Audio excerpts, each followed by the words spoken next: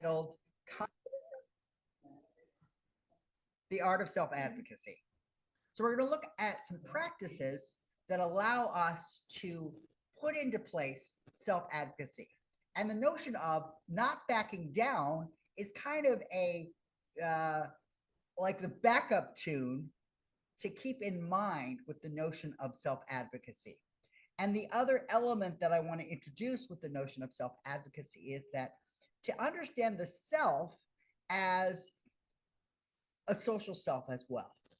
That it's not only about our own individual needs, it's that our needs and the needs of others around us are also things that we consider. So anytime that we're self-advocating, it doesn't mean stepping on and squashing on and squishing away what's happening for others.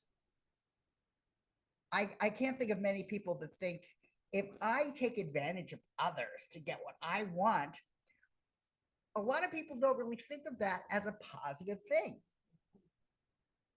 There may be some who do. However, that's not the encouragement with today's lesson. That isn't the encouragement with today's talk.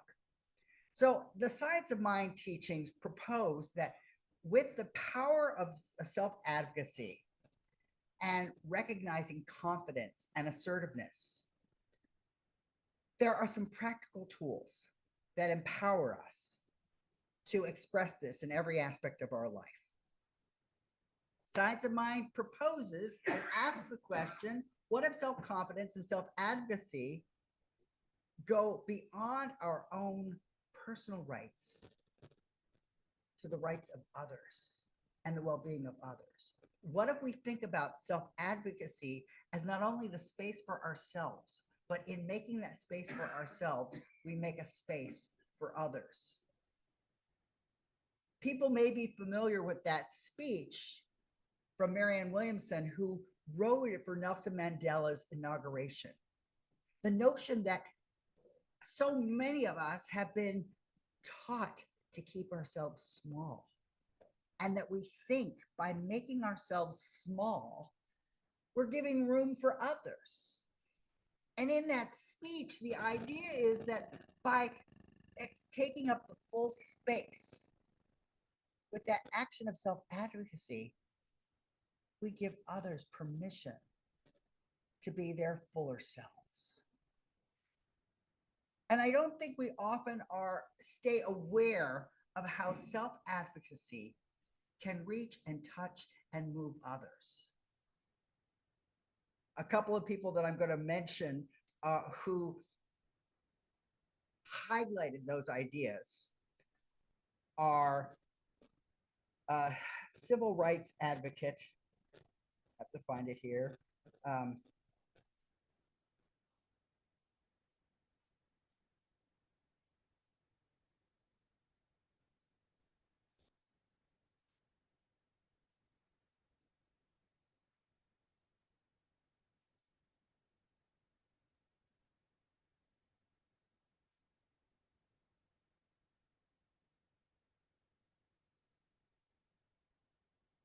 Sorry for this delay. I guess I'm picking up on what Michael was sharing earlier. So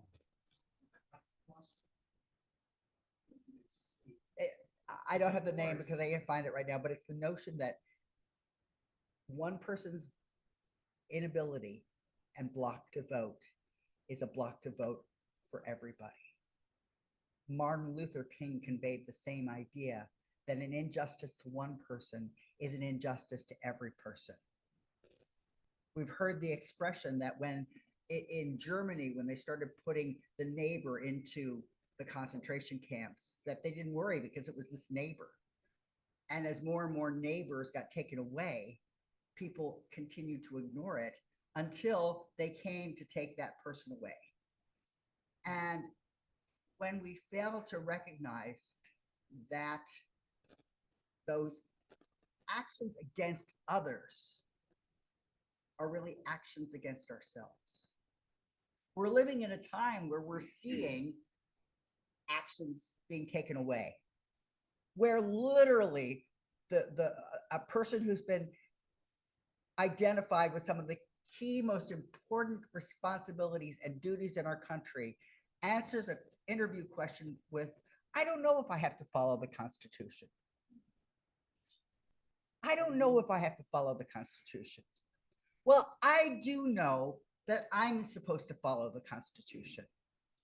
And I hope that other people can take it upon themselves to not try to be on that slippery notion of, it really doesn't matter. I've got some really smart lawyers who are looking at whether I need to follow the Constitution. They could be brilliant attorneys, but they're just messing with things if they're dismissing the notion of following the law. Judges have said, follow due process. Give due process. Due process is not something that is only accessible to the wealthy. The notion of due process is that it's something for everyone. The founding fathers and mothers of our country proposed that all people are created equal. Now, the implementation of it in the earliest days had a stricter limit on who constituted a people. A people basically meant somebody born with a penis who was endowed financially so that they could own land and that they could use that land as a mark on the world. Oh yeah, and they had to be white.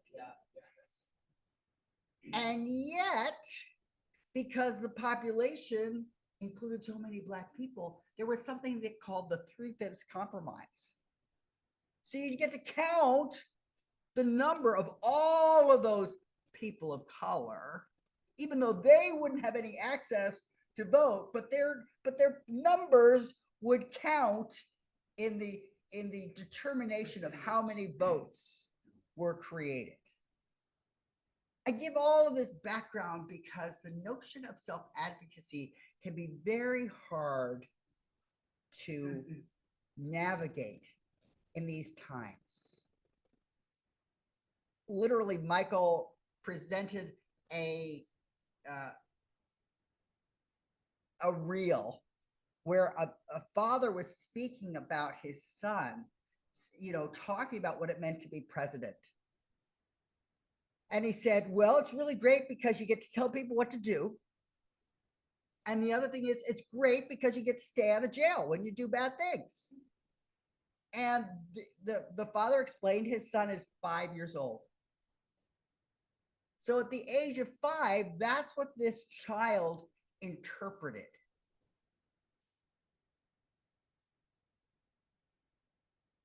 So just because one of the most powerful men in our country is able to engage in things,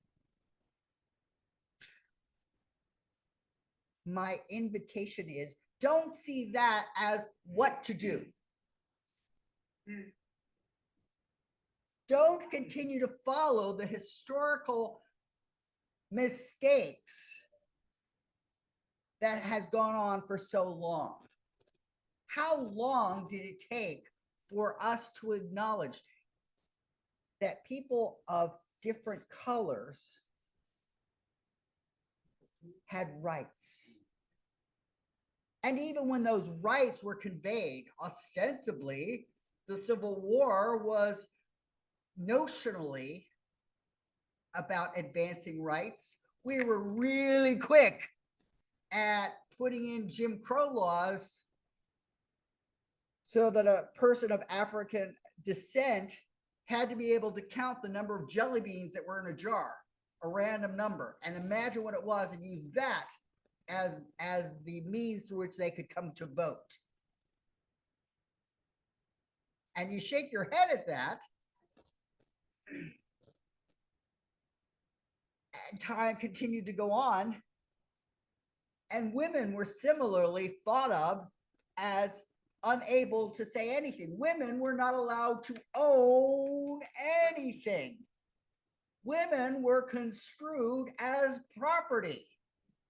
A lot of people are saying, I am more than just a uterus that is able to give birth to white children.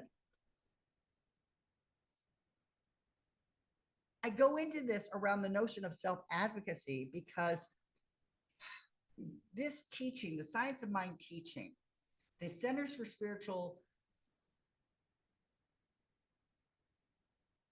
Living are about practical ways to live in the world.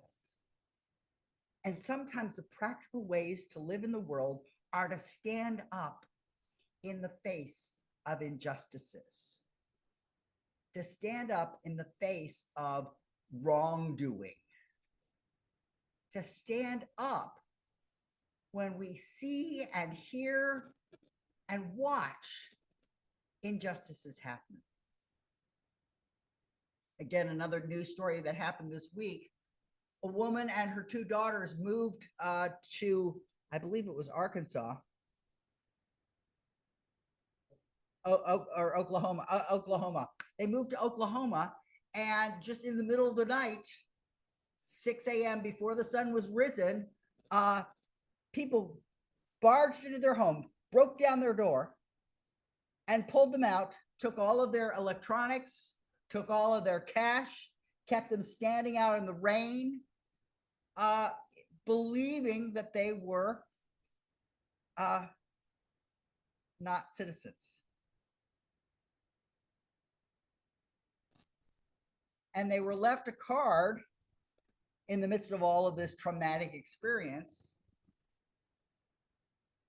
from Homeland Security, who had come into their home and done this to them.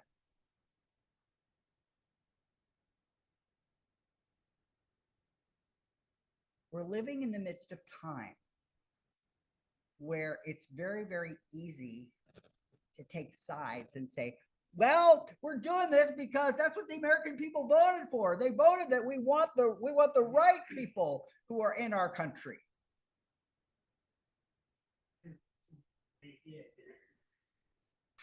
That's not exactly what we're teaching here with Science of Mind teachings. Science of Mind teachings are that the divine lives in everybody. That the divine, that which creates the moment by moment by moment, doesn't say, I'm going to be in a Hispanic person or a Latinx person, or I'm not. I might go into a woman or I might not. The divine is not giving of itself conditionally. Life is not saying, I might live in the presence of a woman, but I'll definitely live in the presence of a man. If he's white. And if he's straight.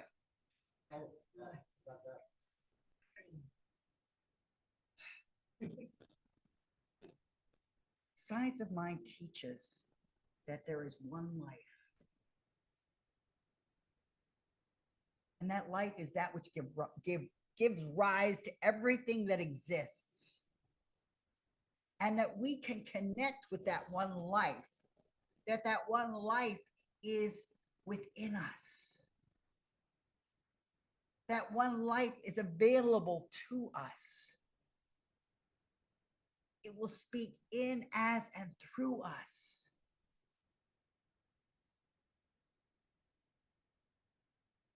So self-advocacy is allowing ourselves to give voice to that life, to that presence. It's celebrating that the life, that which is the genius that can hold together all of the substances that let this come into being. I mean, we don't have to think about the world that we live in. We don't have to think, how is this tree able to hold itself together? How is this ground under my feet staying ground under my feet? But all of that is happening. We don't wake up in the morning thinking, well, I have a floor beneath my feet when I get up. If I get out of bed, will there be anything I step onto? We are never struck with that kind of mysterious. Can you imagine just stepping off of the bed and floating away? You might like it. You might like it. But there is a wisdom within the very substances of everything that we encounter. If we buy groceries and we put them in the refrigerator, we expect that they'll be there. So when we open the refrigerator, we'll have what it is that we plan to eat. It won't have zapped out of existence. That notion of object permanence, it's a big deal because, like with little kids, you play the game of peekaboo. And if you don't see them when you're really little, your mind has not yet made up the notion that you're going to continue to be there. So when you can't see me, I stop existing. We don't live in a world where that's what's happening. There's a continuity. Life itself is continuing, bringing together moment to moment to moment to moment to moment, this string of reality, this string of life, this string of living. Self-advocacy is declaring for the divine within us, for the life within us, for the wisdom within us. And it's also remembering that if that life is within me, if that wisdom is within me, it's within you. And it's within others that I meet. Now, it doesn't necessarily mean I'm always going to understand how it's showing up. I don't understand choices that everybody makes. You may be able to come up with a list of people whose choices leave you moderately confused.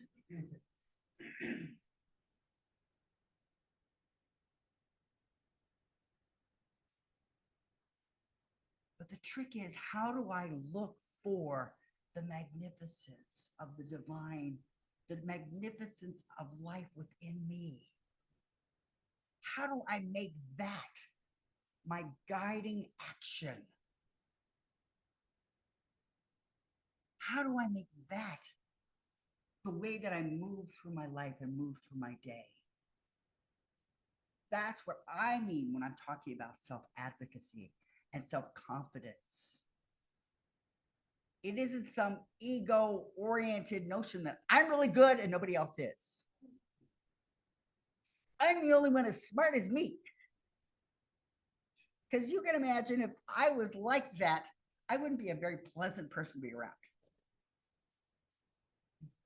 I'm the smartest, and all of you are just dumb, and you come to bask in my smartness. Again, my suspicion is that that would make me pretty obnoxious pretty early and consistently. So I'm going to have us think about three things: being empowered, recognizing, and aligning. Being empowered, recognizing, and aligning. That first thing about being empowered is recognizing the power of our thoughts and beliefs. Moment by moment by moment, we are filled with thoughts. And probably less consciously, we are also filled with beliefs. We believe about how the world is.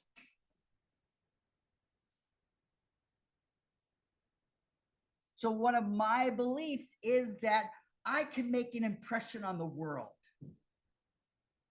The world doesn't simply happen. I get to interact with the world. One of the things in this talk is the art of self-advocacy. The notion of art isn't that it's a science, that there's this methodical step-by-step things for self-advocacy. So you do this, then you do this, then you do this. The art is that you're creating it. You're creating it in the moment. You're looking at the circumstances and you're figuring out how do I express this in this moment? How do I express my belief in this moment? So when I'm faced with something that shocks me or disturbs me, do I spiral down into hopelessness? Or do I believe that my response can be an empowered response? Do I believe that, in fact, my own feelings may be going on for others?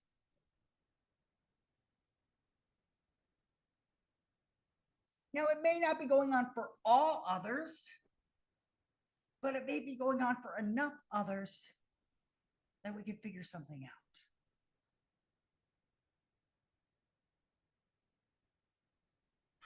Ernest Holmes, with The Science of Mind, taught about the power of our words. So what words are we using? I'm so tired. As I say that, how does that energy reach out to you? I'm so tired. I'm so distressed. Nothing works. My words have power. And I can catch them, and I can decide, is this really the truth? Is this really what I want to convey? So even that notion of I'm so tired, right now, I may feel fatigued. There's a difference between I am tired and I feel fatigued. To name what's identity versus what is a passing moment. My existence is not one of fatigue. My existence is not one of being tired. I may not always connect with my truest existence, but it doesn't wipe it out. It doesn't stop it from being. And it's up to me to remember that. That's the power of my words. That's the power of my beliefs. Depending on your work week, how you approach Monday morning at 6 a.m. may be different than how you approach Friday at 2:28.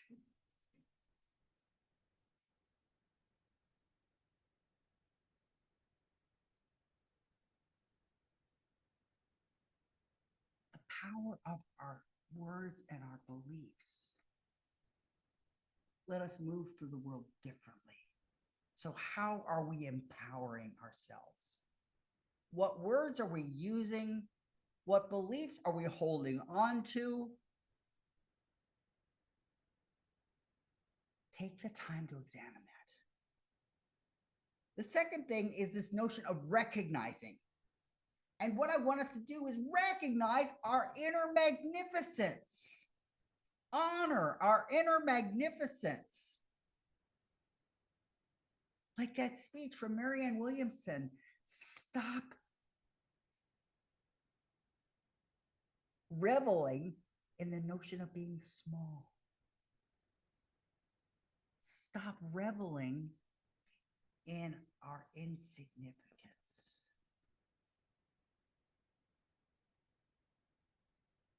How does keeping ourselves as something insignificant ever served anyone? We may have received many messages that have encouraged that, but that doesn't mean that we have to adopt and grow our lives around those messages.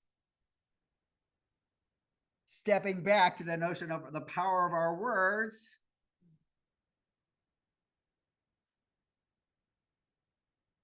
I cast off that smallness. I cast off that insignificance. I embrace my own magnificence.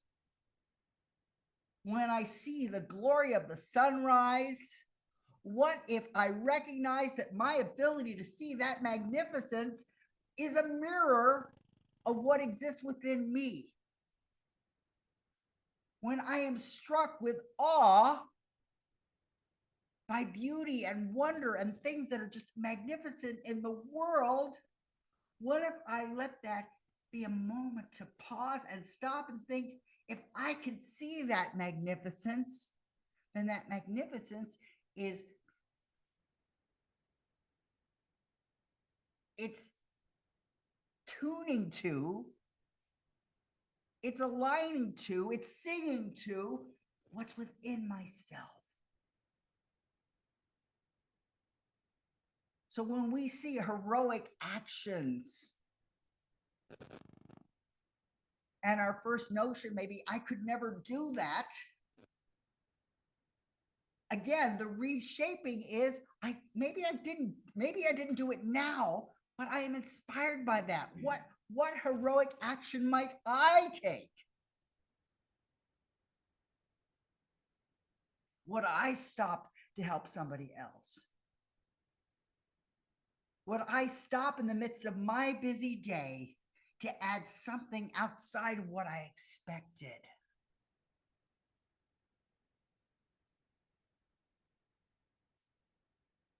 When I'm standing in line to just buy this pack of gum,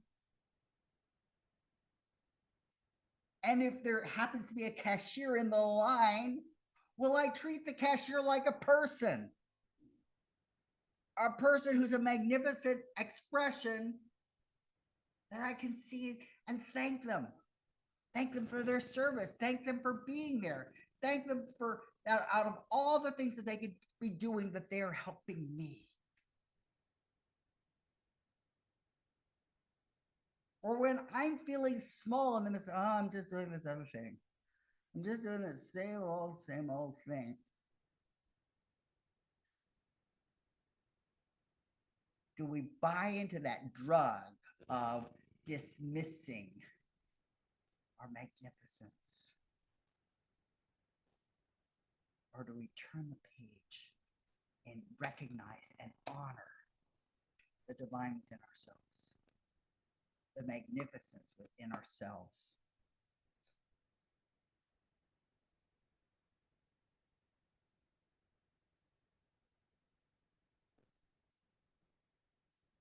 It's available to us 24/7. The last thing that I want to talk about is the notion of aligning with the truth of who we are.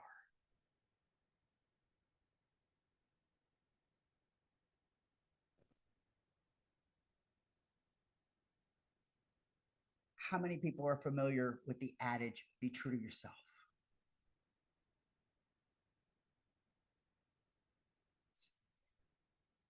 It's credited to Shakespeare.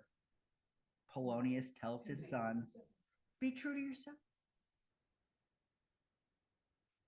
We align to our truth when we follow and stay on the path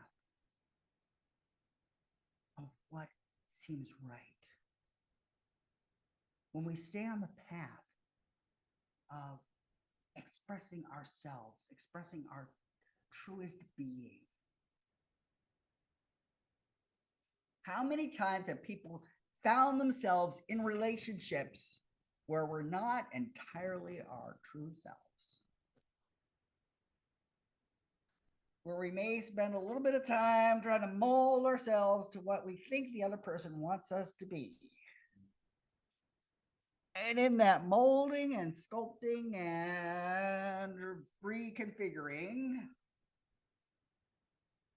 we have misshapen ourselves.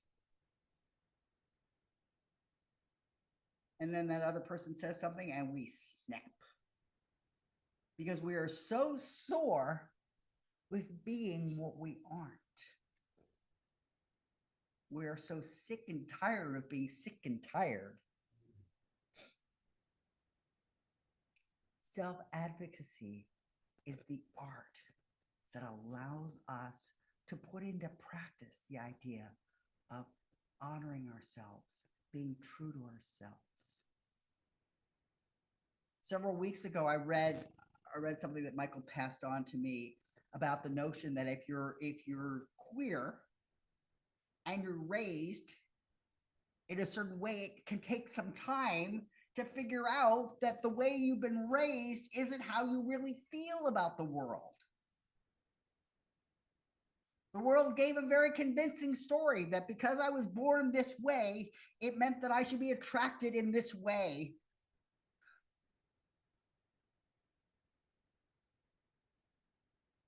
And I tried, I went on dates, and it's funny, I went on lots of dates. I went on lots of dances, and I was not a second date kind of person. I had girlfriends that are like, I just don't know what, like I put out all the signals and they just didn't get it. I'm like, oh, well, that's because I'm Catholic and, we're supposed to be very, really good, pure. And it's like, I'm Catholic. And that's not exactly what the teaching is.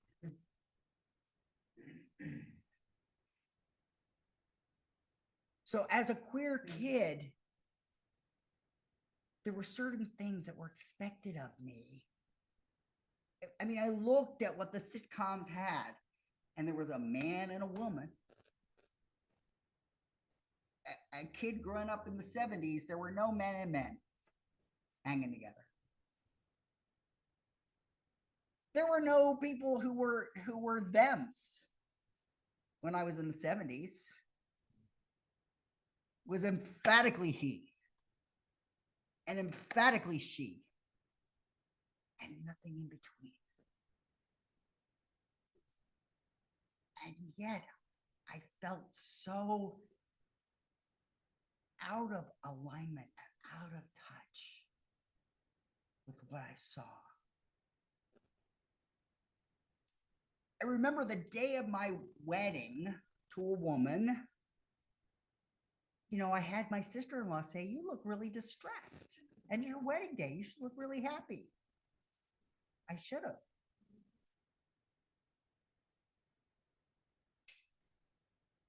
But something just wasn't right. Now, in retrospect, my ex-wife happened to be lesbian.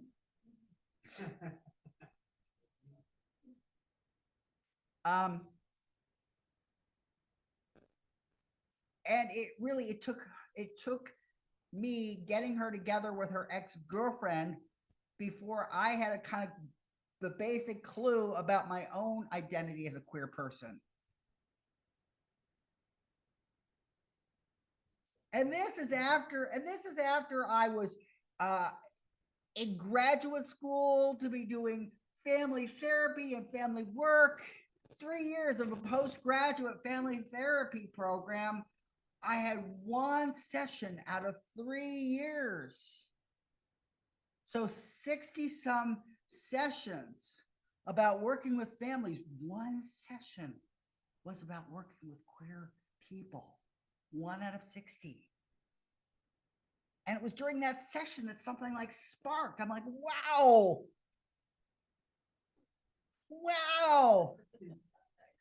Something here this is like the first thing that makes some sense. Self-advocacy can be a place through which we express our truth. To thy own self be true. Give ourselves the permission to be true to ourselves.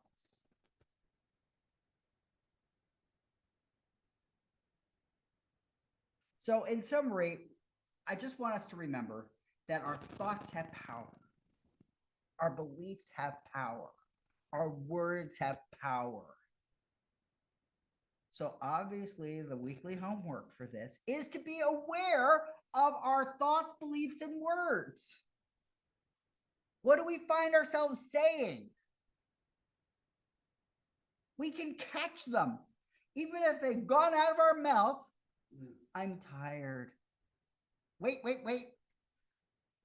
More accurately, I'm feeling fatigued. I'm feeling tired. My identity is I have the enormous energy of the universe.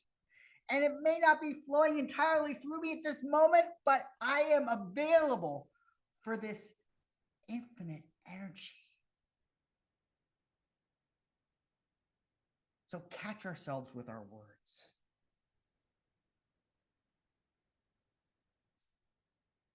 Pardon? I don't think so. Nope. There's nobody else. Oh.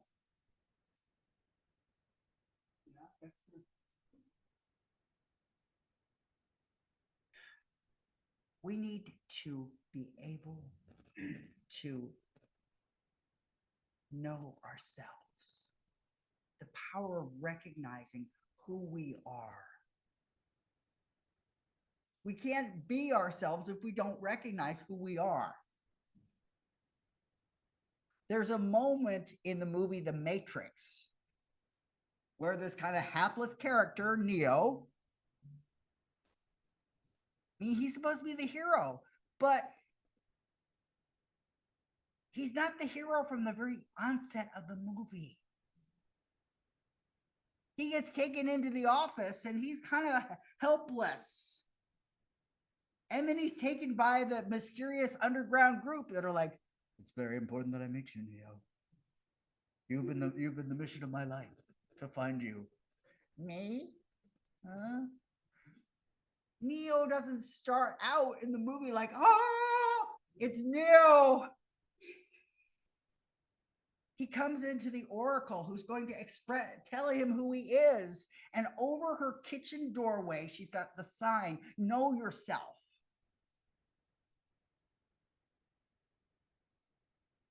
And he gets there and she's like, yeah, you look okay.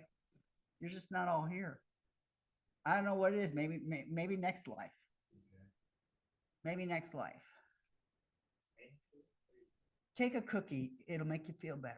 Now, the thing is, she gives him the cookie to feel better. We are all offered cookies moment by moment by moment. And with that cookie, we can take in and transform who we are and what we are. And that's what Neo did. He went from being just a casual dude to being more than he ever imagined. So to know himself meant to know that he was so much more packed inside than what he was before. We can do the same thing. Instead of waddling and wallowing in a sense of, I'm not enough. Morpheus thinks I can do this, but I just can't. I don't know why he thinks I can do this, but he's wrong.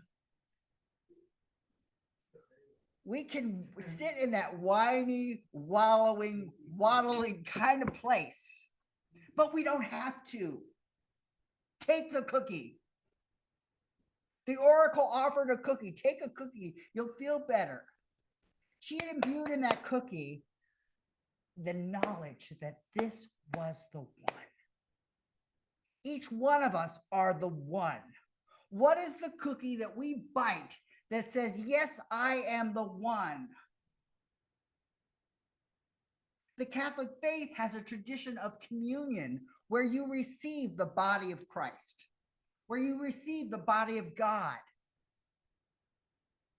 What is it that lets us recognize ourselves as the very power, the very wisdom, the very wholeness, the very truth of creation?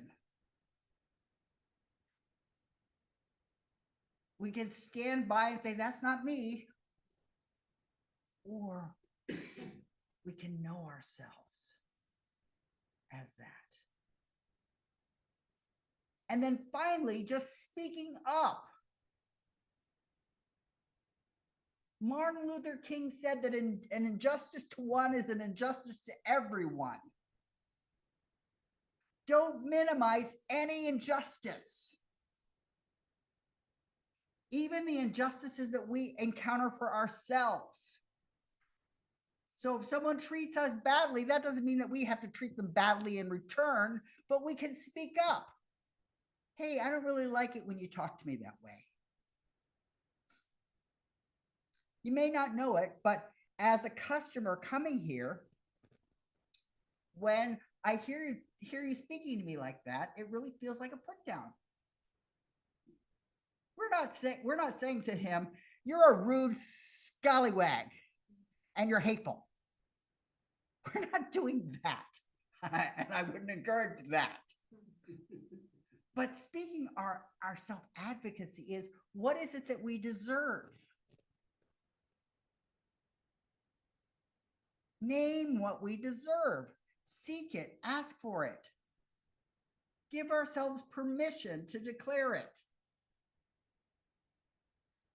So the notion of self-advocacy for ourselves and others is that this is that gift where we are declaring our magnificence. And with that declaration of magnificence, we are giving others the permission to celebrate and revel in their own magnificence. We're like, I'm just not enough. As I say that, does that enthuse or energize anybody? I'm just not enough. I don't think so. There's no cookie. I haven't eaten anything. But what happens when I say, I am more than enough? And I am more than enough, surrounded by a group of people who inspire, uplift, and magnify me. That in my encounter with each of you, I become something more. And the gift of your presence in my life makes me more. So enjoy the art of self-advocacy. And I say, Amen, Ashe, and so it is. And are you doing the final song or am I doing the final song?